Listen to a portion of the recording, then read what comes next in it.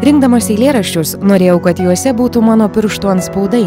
Metaforiškai savo knygą pristato poetas Alfonsas Bukontas. 100 eilėraščių atspindinčių skirtingus garsaus poeto gyvenimo etapus užburia, jaudina ir įkvepia. Tai eilėraščiai, kuriuose labiausiai atsiskleidžia galbūt tai, kas mano buvo patirta, kas buvo išmąstyta, ką aš gyvenime iš tikrųjų išgyvenau, o aš niekada eilėraščių nerašiau, norėdamas šokiruoti ar nustebinti žmogų, ar kaip nors pritraukti, jam patikti.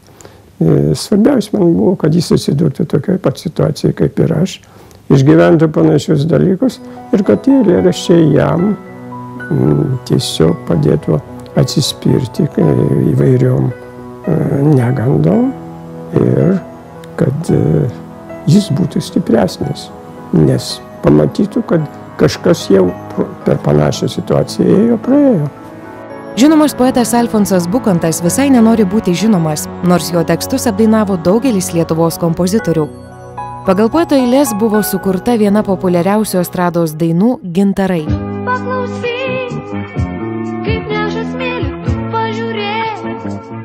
Šiandien poetas džiaugiasi gražiai išleista poezijos knyga, tačiau nepamiršta pridurti, kad gyventi jam patinka proziškai.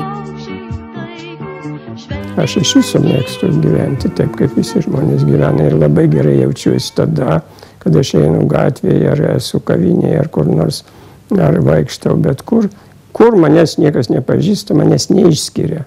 Labai nemalonu, kada tu pajunti, kad tave atskiria ir į tave žiūri.